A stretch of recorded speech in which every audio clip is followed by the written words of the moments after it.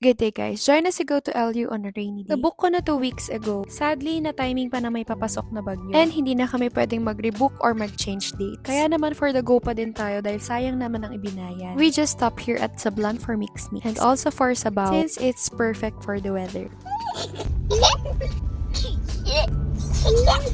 Now here we enter La Union. Since less than 2 hours lang ang biyahe, wala nang natulog. At hindi namang halatang inaantok yung isa. And now we arrive here at Natal na Boutique Homes. Located here at Bacnotan, La Union. Hindi sila ganun kalayo sa highway kaya madali lang hanapin. Upon arrival, they serve us some refreshments. And here's a quick tour of the place. So nice. May pool and beachfront na sila. Plus, they are pet friendly. That's why I brought my other baby girl. Perfect din tong room na nabook ko. Room 7, good for 3 packs. And here's a quick room tour. Room is very spacious. Room comes with a queen-size bed, sofa bed, and a desk where you can work. And now we go to the bathroom. Sobrang lawak din niya. Super bet ko yung color ng tiles sa wall. Wala nga lang siyang tub pero okay na. And they also have this mini closet and vanity area. I'm gonna rate this room a 9 out of 10. Buti na lang nung pagdating namin, medyo tumila na din yung ulan. We just settled in for a while. Here's my dog and daughter playing around the room. Perfect tong room na to pag may makulit kayong alaga at anak. And spacious nga siya. After that, we just went down with Dada to check the place out. It's really so nice here. Perfect na sana kung hindi lang maulan. Balak pa naman sana ni Auntie yung mag-sunbathing at mag-tan.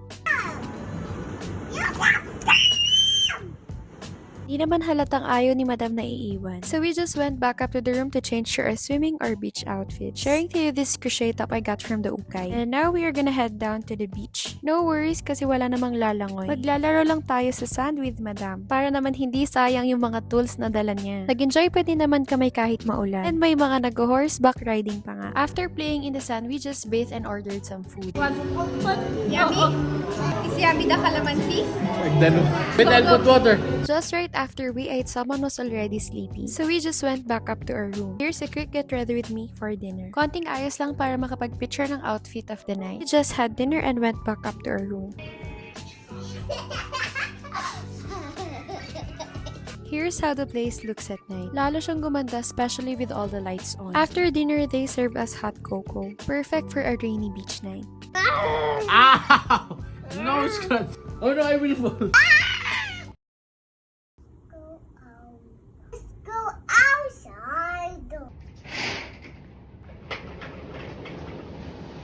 Morning, Kidamerts. Morning, Talimerts. Good morning. After we all woke up, we just freshened up and went down for breakfast. I feel old.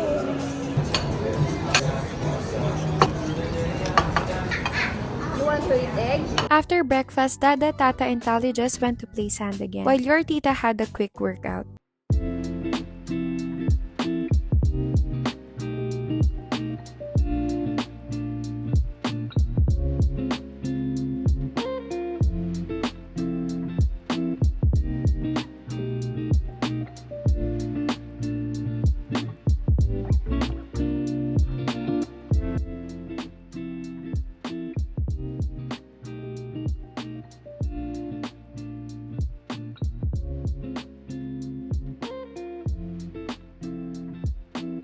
Tali?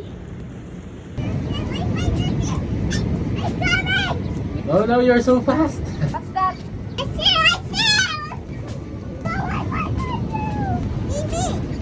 You count, Tali, you count. After my workout, I just went down to join them.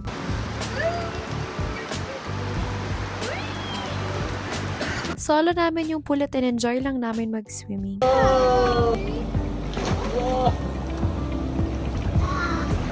Tali! Go, Tali! 2, 3, go!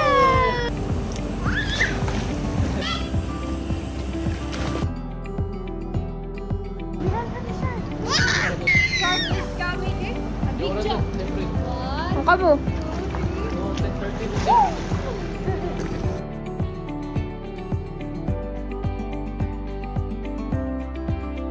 Let's go na.